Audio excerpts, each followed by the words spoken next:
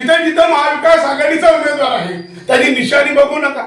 कुठे शिक्के असेल, कुठे हात आहे, कुठे तुतारी आहे, या सगळ्याकडे जाऊन आपण ज्या ज्या ठिकाणी कमळ सोडून मतदान करण्याची भूमिका बजवा, हे मात्र तुम्हाला जाहीररित्या सांगतो.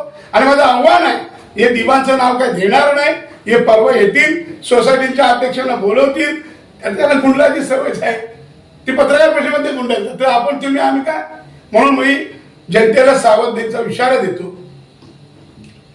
पोल्युशन मुक्त, ट्रान्सपोर्ट वाल्यांचा डबल, पार्किंगला जाणारा टोल नाका बंद, सगळे.